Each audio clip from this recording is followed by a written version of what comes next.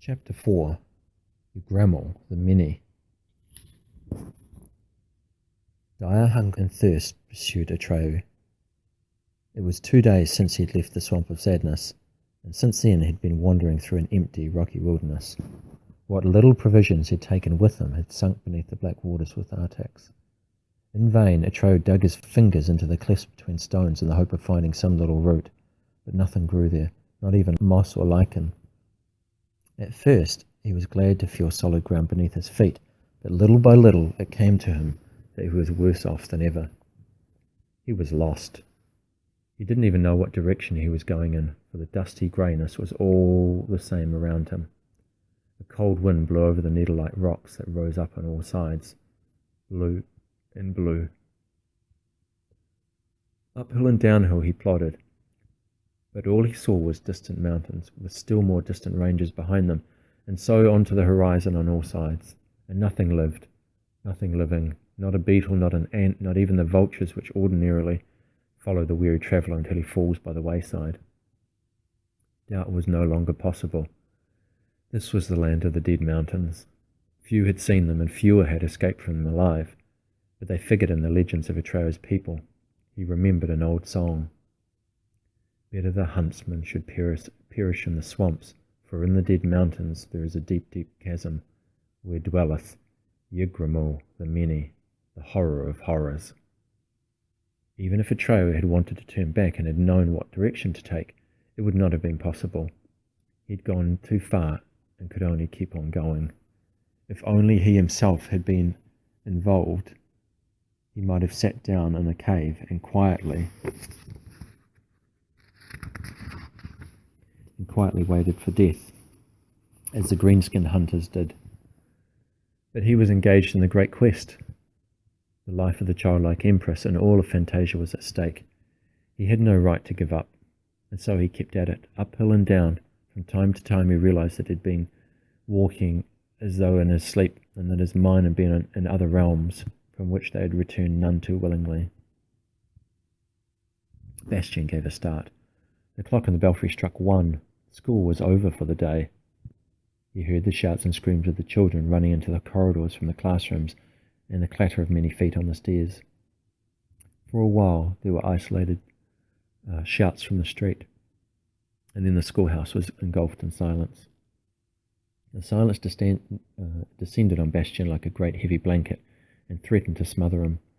From then on he would be all alone in the big schoolhouse, all that day, all that night.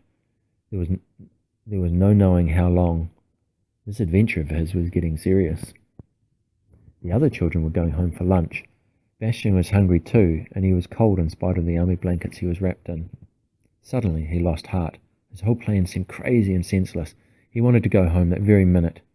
He could just be in time. He could just be in time. His father wouldn't have noticed anything yet. Bastian wouldn't even have to tell him he'd played hooky. Of course, it would come out sooner or later, but there was no time to worry about that. Was the book stolen? Yes, he'd have to own up to that too. In the end, his father would resign himself, as he did to all the disappointments Bastian had given him. Anyway, there was nothing to be afraid of. Most likely his father wouldn't say anything, but just go and see Mr. Coriander and straighten things out. Bastian was about to put the copper-coloured book into his satchel, but then he stopped. No, he said aloud in the stillness of the attic. Atreyu wouldn't give up, just because things were getting a little rough. What I've started I must finish. I've gone too far to turn back. Regardless of what may happen, I have to go forward. He felt very lonely, yet there was a kind of pride in his loneliness. He was proud of standing firm in the face of temptation. He was a little like Atreyu after all. The time came when Atreyu really could not go forward. Before him lay the deep chasm. The grandiose horror of the sight cannot be described in words. A yawning cleft, perhaps a half a mile wide, twined its way through the land of the dead mountains. How deep it might be, there was no way of knowing.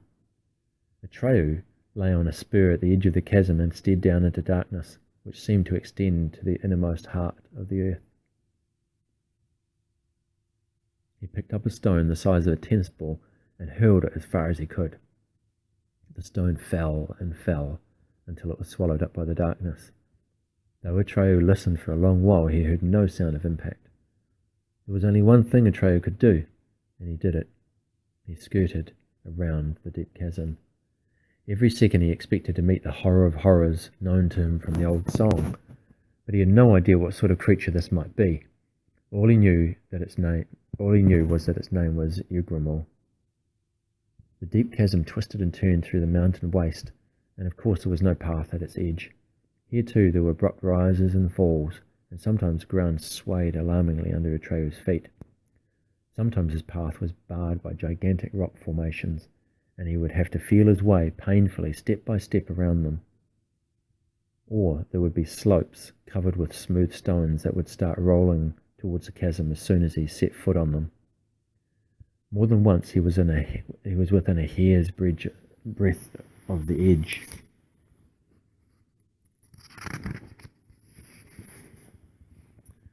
If he had known that a pursuer was close behind him and coming closer by the hour, he might have hurried and taken dangerous risks. It was that creature of darkness which had been after him since the start of his journey. Since then its body had taken recognizable outlines. It now looked like a pitch-black wolf, the size of an ox. Nose to the ground, it trotted along, following Atreyu's trail through the stony desert of the Dead Mountains. Its tongue hung far out of its mouth, and its terrifying fangs were bared. The freshness of the scent told the wolf that its prey was only a few miles ahead. But, suspecting nothing of his pursuer, Atreyu picked his way slowly and cautiously. As he was groping through the darkness of a tunnel under a mountain, he suddenly heard a noise that he couldn't identify, because it bore no resemblance to any sound he had ever heard. It was a kind of jangling roar. At the same time, Atreyu felt that the whole mountain about him was trembling, and he heard blocks of stone crashing down its outer walls. For a time he waited to see whether the earthquake, or whatever it might be, would abate. Then, since it did not, he crawled to the end of the tunnel and cautiously stuck out his head. Then he saw it. An enormous spider web was stretched from edge to edge of the deep chasm, and in the sticky threads of the web, which were as thick as ropes, a great white luck dragon was struggling, becoming more and more entangled as he thrashed about with his tail and his claws. Luck dragons are among the strangest creatures in Fantasia. They bear no resemblance to ordinary dragons, which look like loathsome snakes and live in deep caves, suffusing a noxious stench and guarding some real or imaginary treasure. Such spawn of chaos are usually wicked or ill-tempered. They have bat-like wings with which they can rise clumsily and noisily into the air, and they spew fire and smoke. Luck dragons, however, are creatures of air, warmth, and pure joy. Despite their great size, they are as light as a summer cloud, and consequently need no wings for flying. They swim in the air of heaven as fish swim in water. Seen from the earth, they look like slow lightning flashes. The most amazing thing about them is their song.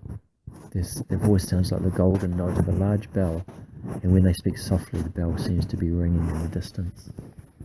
Anyone who has ever heard this sound will remember it as long as they live and tell their grandchildren about it. But the luck dragon Atreyu saw could hardly have been in a mood for singing. Its long, graceful body, with its pearly pink and white scales, hung tangled and twisted in the great spider web. Its bristling fangs, his thick, luxurious mane, and the fringes on his tail and limbs were all caught up in the sticky ropes. He could hardly move. The eyeballs in his lion-like head glistened ruby red. The splendid beast bled from many wounds, for there was something else, something very big, that descended like a dark cloud on the dragon's white body. It rose and fell, all the while changing its shape. Sometimes it resembled a gigantic, long-legged spider with many fiery eyes and a fat body encased in shaggy black hair. Then it became a great hand with long claws that tried to crush the luck dragon, and in the next moment it changed to a giant scorpion, piercing its unfortunate victim with its venomous sting. The battle between the two giants was fearsome. The luck dragon was still defending himself, spewing blue fire that singed the cloud monster's bristles. Smoke came whirling through the crevices in the rock, so foul-smelling that Atreyu could hardly breathe.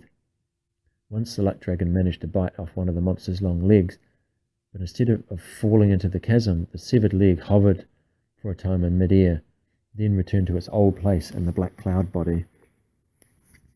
And several times the dragon seemed to seize one of the monster's limbs between its teeth, but bit into the void. Only then did Atreyu notice that the monster was not a single solid body, but was made up of innumerable small steel-blue insects that buzzed like angry hornets. It was their compact swarm that kept taking different shapes. This was Ygrimmel, and now Atreyu knew why she was called the Many. He sprang from his hiding place, reached for the gem, and shouted at the top of his voice, "Stop! In the name of their childlike empress, stop!" But the hissing and roaring of the combatants drowned out his voice. He himself could barely hear it. Without stopping to think, he set foot on the sticky ropes of the web, which swayed beneath him as he ran. He lost his balance, fell, clung by his hands to keep him from falling into the dark chasm, pulled himself along, and caught himself in the ropes, fought free, and hurried on. At last Ygrimmel sensed that something was coming towards her. With the speed of lightning she turned about, confronting Atreyu with an enormous blue steel face. Her single eye had a vertical pupil which stared at Atreyu with inconceivable malignancy. A cry of fear escaped Bastian. A cry of terror passed through the ravine and echoed from side to side. Ygrimmel turned her eye to left and right to see if someone else had arrived, for that sound could not have been made by the boy who stood there as though paralyzed with horror. Could she have heard my cry? Bastian wondered in alarm. But that's not possible. It's a book. And then Atreyu heard Ygrimmel's voice. It was very high and slightly hoarse, not at all like the right kind of voice for that enormous face. Her lips did not move as she spoke. It was the buzzing of a great swarm of hornets that shaped itself into words. "2 legs," Atreyu heard. "Years upon years of hunger, and now 2 tasty morsels at once. A lucky day for Ygrimmel." Atreyu needed all his strength to keep his composure. He held the gem up to the monster's one eye and asked, "Do you know this embling?" "Come closer, 2 legs," buzzed the many voices. "Ygrimmel doesn't see well." Atreyu took 1 step closer to the face. The mouth opened, showing innumerable glittering feelers, hooks and claws in place of the tongue. Still closer, the swarm buzzed. He took 1 more step, which brought him near enough to distinguish the innumerable steel-blue insects which whirled around in seeming confusion. Yet the face, as a whole, remained motionless. "I am Atreyu," he said. "I have come on a mission from the childlike empress." "Most inopportune," said the angry buzzing after a time. "What do you want of Ygrimmel? As you can see, she is very busy." "I want this luck dragon," said Atreyu. "Let me have him." "What do you want of him for, Atreyu 2 legs?" "I lost my horse in the swamp of sadness. I must go to the southern oracle, because only you, Ylala, can tell me who can give the childlike empress a new name. If she doesn't get one, she will die, and all Fantasia with her. You too, Ygrimmel." "Ah," the face drawled. "Is that the reason for all the places where there is nothing?" "Yes," said Atreyu. "So you too know of them. But the southern oracle is too long a journey for a lifetime. That's why I'm asking you for this luck dragon. If he carries me through the air, I may get there before it's too late." Out of the swirling swarm that made up the face came a sound suggesting the giggling of many voices. "You're all wrong, Atreyu 2 legs. We know nothing of the southern oracle and nothing of Ylala. But we do know that this dragon cannot carry you, and even if he were in the best of health, the trip would take so long that the childlike empress would die of her illness in the meantime. You must measure your quest, Atreyu, in terms not of your own life, but of hers." The gaze of the eye in the vertical pupil was almost unbearable. "That's true," he said in a small voice. Besides, the motionless face went on, "the luck dragon has Ygrimmel's poison in his body. He has less than an hour to live."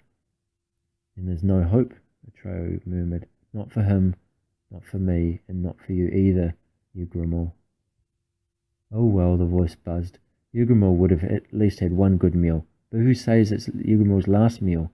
She knows a way of getting you to the Southern Oracle in a twinkling, but the question is, will you like it? What is that? That is Yugimo's secret. The creatures of darkness have their secrets too, Atreyu Two Legs. Yugimo has never revealed hers, and you too must swear you'll never tell a soul, for it would be greatly to Yugimo's disadvantage if it were known. Yes, greatly to her disadvantage. I swear, speak. The great steel blue face leaned forward just a little and buzzed almost inaudibly. You must let Yugimo bite you. Atreus shrank back in horror. Yugimo's poison, the voice went on, kills within an hour. But to one who has it inside her, it gives the power to wish himself in any part of Fantasia he chooses. Imagine if that were known. All Yugimo's victims would escape her. An hour, cried Atreyu. But what can I do in an hour? Well, buzzed the swarm, at least there's more than all the hours remaining to you here. Atreyu struggled with himself. Will you set the luck dragon free if I ask it in the name of the childlike empress? He finally asked. No, said the face. You have no right to ask that of Yugimo, even if you are wearing Orin the gem. The childlike empress takes us all as we are. That's why Yugimo respects her emblem. Atreyu was still standing with bowed head. Yugimo had spoken the truth. He couldn't save the white luck dragon. His own wishes didn't count. He looked up and said, Do what you suggested. Instantly the steel blue cloud descended on him and enveloped him on all sides. He felt a numbing pain in the left shoulder. His last thought was, to the Southern Oracle. Then the world went black before his eyes. When the wolf reached the spot a short time later, he saw the giant spider web, but there was no one in sight. There the trail he had been following broke off, and try as he might, he could not find it again.